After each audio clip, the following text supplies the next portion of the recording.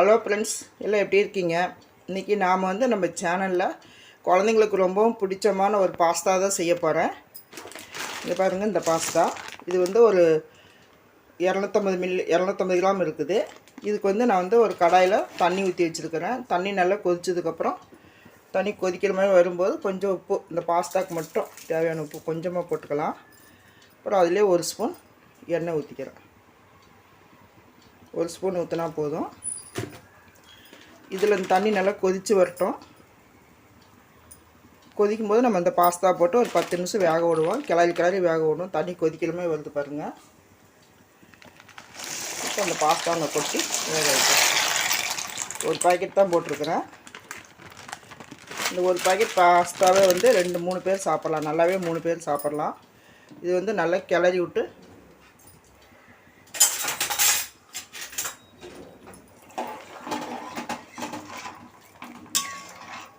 நல்லா கிளறி விட்டு ஒரு 10 நிமிஷம் வேக விட்டு அப்புறம் வடிகட்டிக்குவோம். இப்போ அதுக்கு என்ன தேவைன்னாக்கா, ஒரு பெரிய வெங்காயம் ஒரு 3 வெங்காயம் எடுத்து வச்சுருக்கிறேன், கட் பண்ணி வச்சுருக்கிறேன். 2 தக்காளி, இந்த கேரட்டு, பீன்ஸு, குடமிளகா இந்த 3 சேர்ந்து ஒரு 1/4 கிலோ இருக்கும். அப்புறம் கொஞ்சமாக இஞ்சி பூண்டு பேஸ்ட்டு ஒரு 2 ஸ்பூன், சின்ன ஸ்பூனில் 2 ஸ்பூன் இருந்தால் போதும். இப்போ நான் தக்காளியை அரைச்சிக்க தான் போகிறேன்.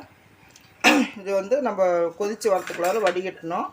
ஒரு 10 நிமிஷம் கொதிக்கிட்டோம். அதுக்கப்புறம் வடிகட்டிக்குவோம். அதுக்குள்ளே நான் தக்காளி அரைச்சிட்டு வந்துட்டு இது எப்படி செய்யுதுன்ட்டு பார்க்கலாம். இங்கே பாருங்கள், 10 நிமிஷம் ஆயிடுச்சு. நல்லா வெந்துருச்சு. இங்கே பாருங்கள், நல்லா வெந்துருச்சு. இது வெந்துருச்சான்னு எப்படி பார்க்குறது அப்படின்னா, ஒன்று எடுத்து நசுக்கி பார்த்திங்கன்னா தெரிஞ்சிடும். கையில் சுடுது. இப்படி எடுத்து இப்படி நசுக்குனிங்கன்னா உடையுது பாருங்கள். வலிக்கிட்டு போகுது. எண்ணெய் ஊற்றினா உடஞ்சிருச்சு பாருங்கள். இப்படி எடுத்தால் வெந்துருச்சுன்னு அர்த்தம். இதே மாதிரி நம்ம இது எல்லாத்தையும் எடுத்துருவோம்.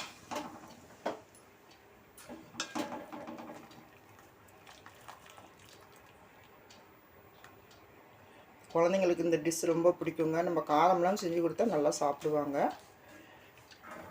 இதே மாதிரி நான் எல்லாத்தையும் போட்டுக்கிறேன்.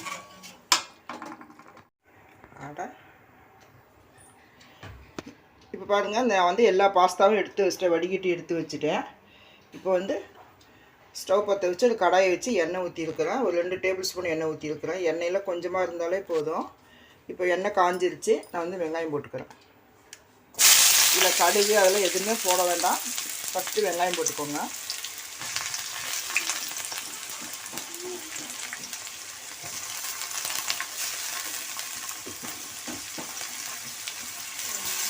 இதில் நம்ம காய் போட்டும் செய்யலாம், முட்டை போட்டு செய்யலாம், அப்புறம் சிக்கன் கைமா, மட்டன் கைமா அதெல்லாமே போட்டு செய்யலாம். நமக்கு என்ன பிடிக்குதோ அது போட்டு செய்யலாம், நம்ம இஷ்டம்தான்.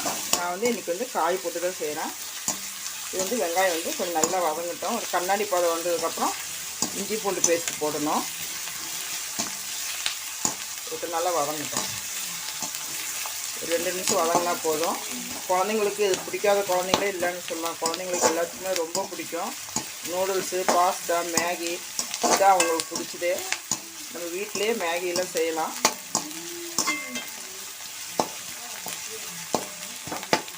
இது நல்லா வதங்கட்டும். 1 நிமிஷம் வதங்கினா போதும். உங்கள் வீட்டில் குட்டீஸ் இருந்தால் நீங்களும் இந்த மாதிரி செஞ்சு கொடுங்க. ரொம்ப விரும்பி சாப்பிடுவாங்க. இது ரொம்ப ஈஸியாக சீக்கிரமாக நம்ம செஞ்சிடலாம். காயெல்லாம் கட் பண்ணி, வெங்காயம்லாம் கட் பண்ணி வச்சிட்டோம்னா இது செய்யறதுக்கு ஒரு 10 நிமிஷம் கூட ஆகாது.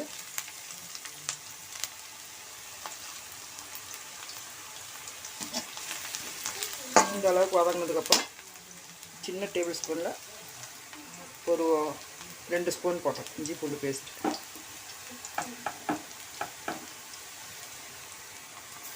இந்த ஸ்பூனில் தான் போட்டிருக்கிறேன்.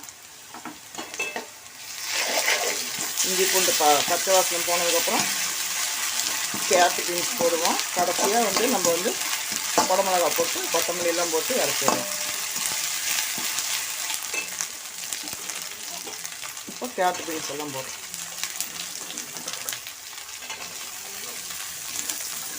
அடுத்து மீடியமாக வச்சுக்கோங்க.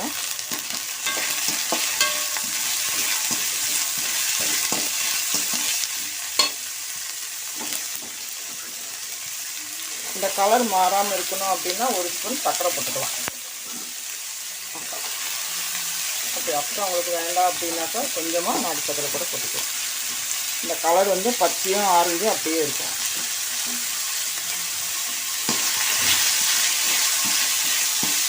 இதை நல்லா ஒரு 2 நிமிஷம் வதங்கி வரட்டும்.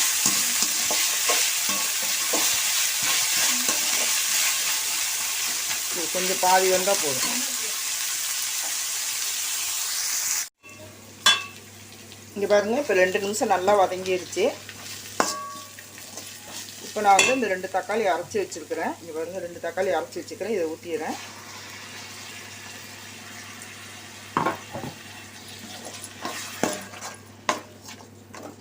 இதை நல்லா வதங்கட்டும். இது கூட ஒரு 2 ஸ்பூன் காஷ்மீரி மிளகாத்தூளும் ஒரு சின்ன ஸ்பூனில் 1 ஸ்பூன் மிளகாத்தூளும் போட்டிருக்கிறேன். காஷ்மீரி மிளகாத்தூள் வந்து காரத்துக்கு தான், கலருக்கு தான் போட்டிருக்கிறேன். அது வந்து காரத்துக்கு போட்டிருக்கிறேன். அதையும் போட்டுடலாம்.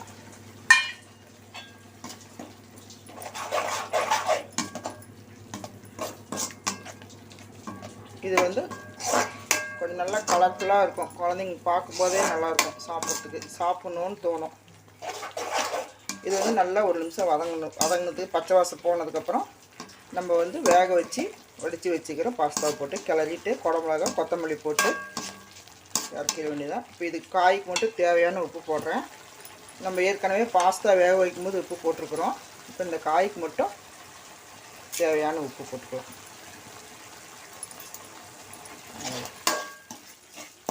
ஒரு 2 நிமிஷம் இந்த பச்சை வாசனை போனதுக்கப்புறம் நம்ம அந்த பாஸ்தா போட்டுக்கலாம்.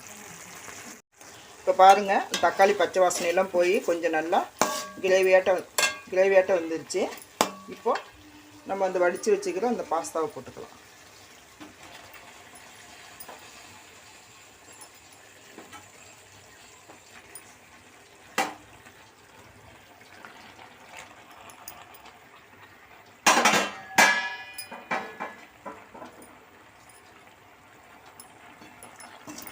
போட்டு நல்லா கிளறி விடுங்க. இது பார்க்க தான் ரெட்டாக இருக்கும், ஆனால் காரமெல்லாம் இருக்காது. இதிலே கொத்தமல்லி, இந்த குடமிளகா போட்டுக்கலாம். சின்னதாக ஒரு குடமிளகா தான் எடுத்துருக்குறேன். இந்த காய் குடமிளகாயும் சேர்த்தியே 1/4 கிலோ தான் வரும். ஒரு பேக்கெட்டுக்கு 1/4 கிலோ போதும். இப்போ வந்து நல்லா கிளறி விடுவோம்.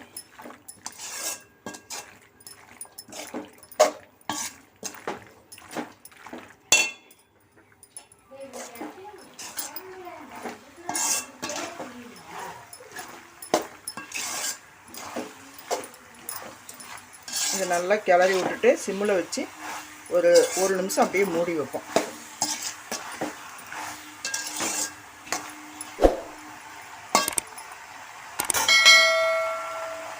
அடுத்து சிம்மில் வச்சு நான் மூடி வைக்கிறேன்.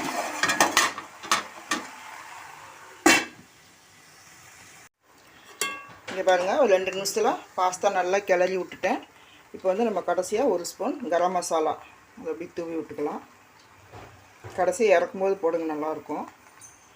அவ்வளோதான். இப்போ நம்ம கொத்தமல்லி நிறையா போடுங்க, நல்லாயிருக்கும்.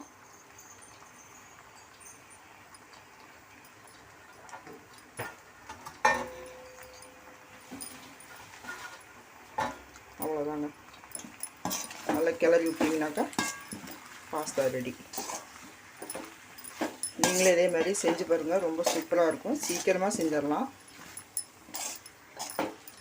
காய் மட்டும் கட் பண்ணி வச்சிட்டிங்கன்னா, பாஸ்தா வேக வச்சுட்டு காய் கட் பண்ணிங்கன்னா சரியாக இருக்கும். அவ்வளோதான், அருமையான ஒரு பாஸ்தா ரெடி.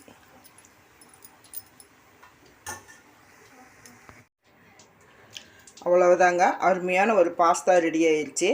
நீங்களே இதே மாதிரி செஞ்சு பார்த்துட்டு எப்படி இருக்குன்னு கமெண்ட் பண்ணுங்கள். சப்ஸ்கிரைப் பண்ணிவிட்டு சப்போர்ட் பண்ணுங்கள். பெல் பட்டனை கிளிக் பண்ணுங்கள். மீண்டும் அடுத்த வீடியோவில் சந்திப்போம். நன்றி, வணக்கம்.